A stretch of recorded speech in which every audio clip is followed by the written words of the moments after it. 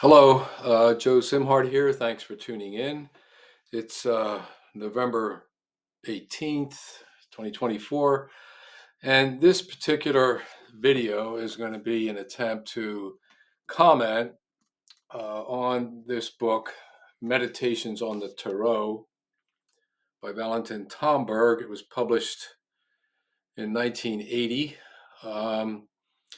It claims to be a journey into Christian Hermeticism, especially Catholic from that point of view.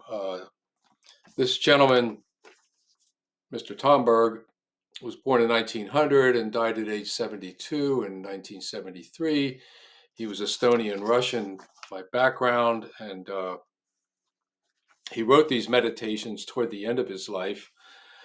The final version, I think, was 1967, and then it went through a translation and many translations and ended up in 1980 in this book I just showed you.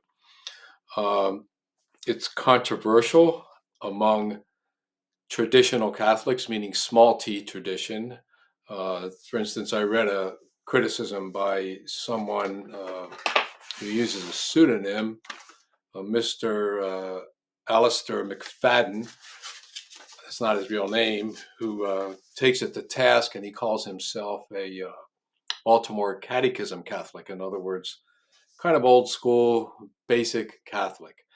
Then there's the capital T traditionalist, that most of whom love this book by Tomberg for reasons I'll get into.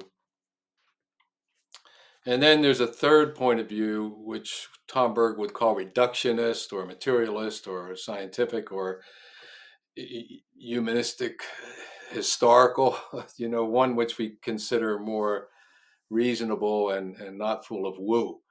That particular point of view, and Tomberg says that basically what that group, the reductionist, calls woo, really has some value in it, even though there's a lot of false Holy Spirit as opposed to true Holy Spirit, is what he looks at in his meditations. And why the tarot? Well, I did a video on this before, and I'll put a link to it. Here I have the rider deck with the magician on the front, and you'll see that Tomberg's magician over here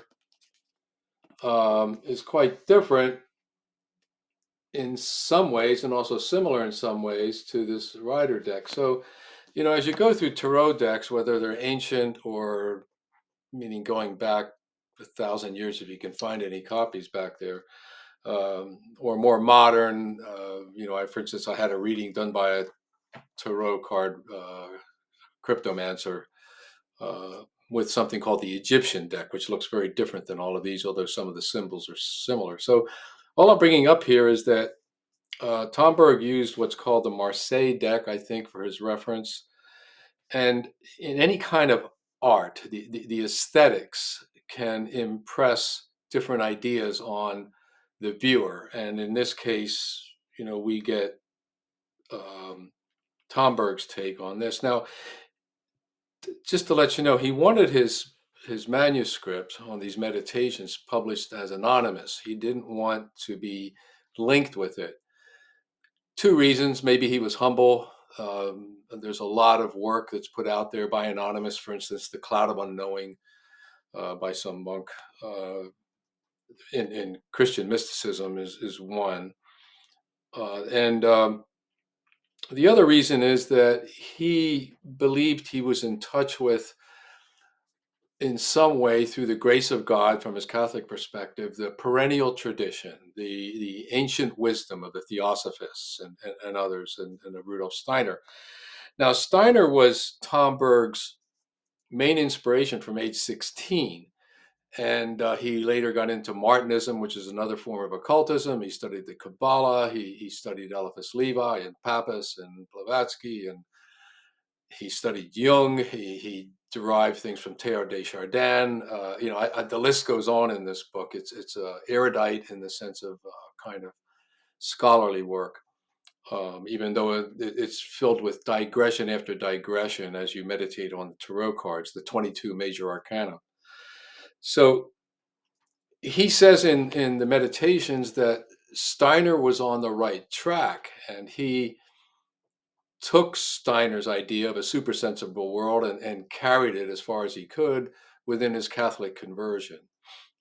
Um, some major Catholics, like the Venerable B. Griffiths, he endorses this, and there's an afterword by Cardinal Hans Urs von Balthasar, who finds this a useful book for people that like this sort of thing, that want to tap into the occult, and found that many people that got into this, that were occultists of some sort and did the meditations along with Tomberg, converted to Catholicism from that point of view after this. Much like one of Tomberg's heroes, Eliphas Levi, who he relies on quite a bit for his occultic searches, Levi became Catholic. He saw the mysteries that he was studying in ancient Greek and the Hermetic tradition and all of that as resolving more purely in the Christ mystery as the Catholics present it. Tomberg brings up this fact that Blavatsky, who also relied on Eliphas Levi quite a bit for her early education in the occult, uh, does condemn or dismiss Eliphas Levi as becoming a Jesuit, and she had a real thing about about the Christian Church. If you read her work, you can see what I mean. She tried to replace it in a way with her version of the ancient wisdom, and places Christ more in the Gnostic, Neoplatonist version of Jesus, which most traditional with a small t Catholics reject as heresy. In fact, Augustine himself rejected the Hermetic writings, Saint Augustine, 1700 years ago or so, and called them demonically inspired. Um, Tomberg would disagree to a great extent. He would agree in the sense that there's a lesser Holy Spirit or a false Holy Spirit that could be demonic and from the darker, uh, imperfect area, whereas there's the greater Holy Spirit in this tradition, represented by Hermes Trismegistus and the Kabbalah and other areas, the higher interpretation of these, that are of the essential tradition that he tries to represent in the meditations. He includes Jung among those luminaries that somehow tapped into the truth of the Christ or whatever. So, having said that, I'm not condemning Tomberg or dismissing him. I mean, he's brilliant in some ways and he's flawed in other ways, and I want to bring up some of the flaws. For instance, he says that reincarnation is a fact of human experience. So he's looked into this. He believes the way Steiner did. And in my view, and I've looked at reincarnation for over 50 years here, and I don't find any evidence that you can prove, despite the extraordinary testimonies of some children and some people, that they remember their past lives in certain ways. I think you can explain all that in a different way, but I'm not going to get into that here. So there was a big dispute over Tomberg's acceptance of reincarnation into the Christian idea of revelation and who we are and where we're going and all of that. Be considered heretical by small t traditional Catholics. And then there's the idea of the stigmata, which Tomberg looks in here at a couple meditations as being representative among verified stigmata. He uses St. Francis, Padre Pio, and Therese Newman as examples. Now, you can argue a lot about what the hell stigmata was. Francis may have been, according to some views, in my view, kind of a what's called a psychosomatic aberration in his extreme devotion to Jesus, and somehow came up with the 5 wounds in his hands and feet and his side.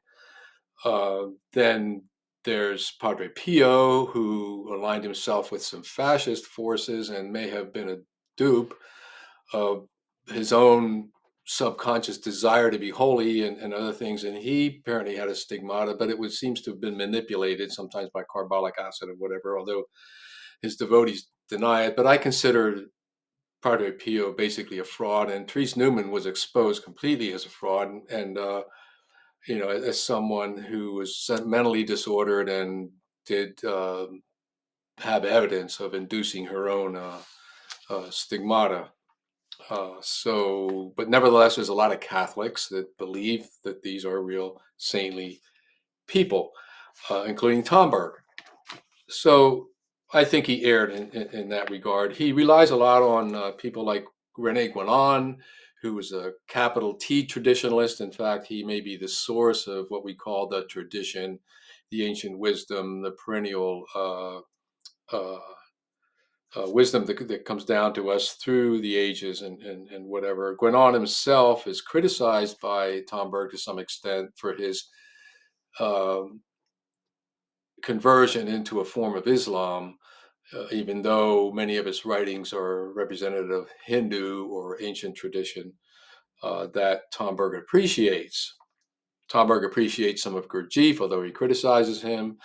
There's just a whole host of things, which to me is kind of like a salad of the occult mixed up and sprinkled with the holy water of Catholicism. And Tomberg, this is what satisfied him at the end of his life. And he, in a way, brilliantly exposed that in his anonymous book, his self study. I kind of look at Meditations on the Tarot as Tomberg becoming a Hercules, a man god, who enters into these mysteries, and his job is kind of inspired by God, let's say, to clean it up, like Hercules' great fifth labor to clean the Aegean stables, which were a mess after this king. And of course, Hercules finds a way of cleansing it through sending waters through it, diverting rivers or whatever. And anyway, those 12 Herculean labors are also meditations by some occultists on getting into the truth of existence, of being itself. But so I think that Tomberg tried to cleanse and elevate some of the occult, what he calls the higher illumined type that came out of Levi and Pappas and others in the end of their lives. And I think he failed. I think there's just more of a mess there than he intended to leave. Um, he, for instance, except Steiner.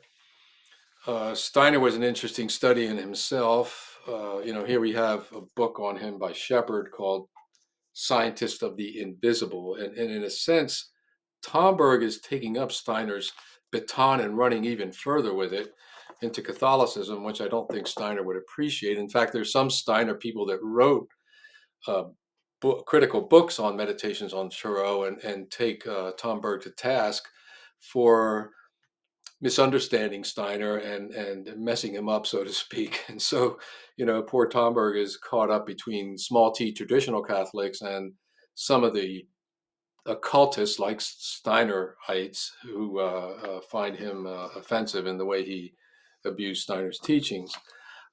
Steiner himself took Goethe, for instance, as one of his sources, and created a kind of a science out of Goethe's ideas that developed into his own theosophical ideas, which he shared with Blavatsky's Theosophists, but later broke away from that, keeping a more Christ-centered ideology, for instance.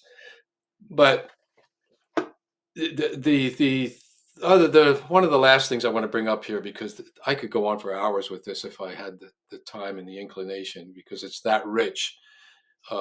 These meditations are very rich in how they present Tomberg's ideas. Uh, Tomberg claims, for instance, here, I'll just bring this one last thing up, a kind of a terrestrial or earth-centered theology. And he says that the heliocentric cosmos, although it has the support of all the facts of the phenomenal world, is false because it fails to recognize that which is truly central, the incarnation of the Word, meaning incarnated on Earth as an Earthling, and we can argue scientifically that Jesus' body came from stardust that was born of the Earth, Mother Earth. So he has a point, uh, but he says and replaces it by a center situated more at the periphery, removed from the central value. So the sun is really peripheral to this idea. Now, I'm going to look at this other book or introduce you to this called Jesus Christ, Son, S-U-N, of God by Fiedler and David Fiedler. And it says an ancient cosmology and early Christian symbolism. And now this was published by the Theosophical Press. This is a very intelligently written book. It kind of shows in a way that Tomberg tries to show the Tarot as a window that you can use to get into essential Christianity. This guy uses mathematics and sacred geometry and also occult sources like the Hermetic tradition and the Kabbalah, similar to Tomberg, but comes up with a completely different version of the core of the source of Jesus, and that the real symbol of Jesus is the sun, whereas Tomberg looks at Jesus as more earthbound in his thing. So this is one of the problems you're going to run into when you begin looking at the occult, because inevitably you're going to end up with some person's eisegesis, this personal revelation of what the hell he's looking at. And no matter how intelligent and well read he is or scholarly, that eisegesis is going to govern his perception. It's going to be his uh, basic assumption.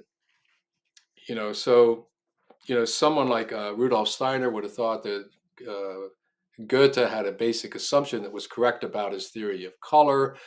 And in other words, it was more subjective. But then you could look at, say, Ludwig Wittgenstein's remarks on color, and he took Goethe to task as saying that his view was subjective and not a theory at all, because there was nothing there to use or to test. And so Wittgenstein's view of color is very different than Goethe's. And therefore, we could say that Steiner's basic assumption about reality was way off. And we could say the same thing about Tomberg, who continues to think that Steiner was on the right track. Uh, his assumption about reality could be way off. Um, at least I think it was. So, yeah, you can try to be the magician, and make sense of all this, which is the first card that Tomberg looks at. And one of the final cards, the 21st, that he looks at is the Fool, and this is from the Rider deck, the Fool. In Tomberg's version, the Fool has this little dog biting the leg, which leads him in a whole different digression as to someone that might read this card, where the dog is merely playing along with the Fool and following him like a loyal dog might. Anyway, I think you know where I'm going with this. Uh, I think that the practice of reading tea leaves from a cup, which goes way back in ancient times, might be a lot more efficient and less dangerous in terms of intellectual rabbit holes that you can get into with this way of divining or getting into divination, rather than what Tomberg did here with a tarot. Um, God bless him. I mean, he really put forth a Herculean effort.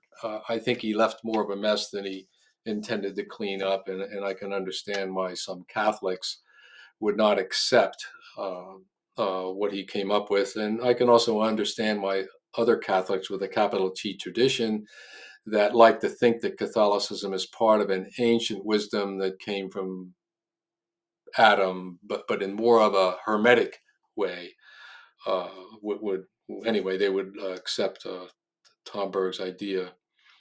Um, yeah, I'm with the reductionists, the people like Wittgenstein. I would rather keep things a lot more simple and stay out of that Alice in Wonderland world of occult and magic powers and whatever. And like Tomberg made the mistake of thinking that this was a kind of eruption of grace when people had stigmata. That's a huge mistake. These phenomena, the five wounds of Christ, uh, meditating on them can be useful, but in reality, if you take a Wittgensteinian view of this, Jesus had a lot more than five wounds. He probably had hundreds on his head from the helmet smashed down, what was called the crown of thorns. He was probably injured in his knees and elbows from falling three times in rugged ground. His wounds that the stigmatics have uh, are wrong. They were probably in his wrist and through the ankle in terms of the crucifixion, as far as the science shows. So anyway, you can turn these ideas like the five wounds of Christ into an idol of the mind, as Francis Bacon would have called it, and then begin worshiping that by doing too much meditation on it, when in fact you might be way off from reality, since there were a lot more wounds. So the suggestion here is to just be careful. When you get into this stuff, don't think it's concretely real, or that it's going to lead you to anything. In fact, I think Tomberg does warn about this throughout his book, that you can get caught up in like cults and factions and lesser Holy Spirit imaginary realities, and but in a way he did also, I think. So yeah, if you're going to do Steiner, you might want to go in a different direction, which Tomberg doesn't relate to, and look at Owen Barfield and Saving the Appearances. I think Barfield has a lot more elegant and less troublesome extension of Steiner's ideas. In fact, in a way, Barfield replaced Steiner altogether in his way of looking at ultimate being and reality. And anyway, if you're going to go Steiner, I would recommend Barfield over Tomberg. But I'll leave it at that. I'm going to put up a lot of links, which I think may help uh, you research more of what I'm getting at here in this very short video on a very complicated topic. Thank you for listening. I appreciate it.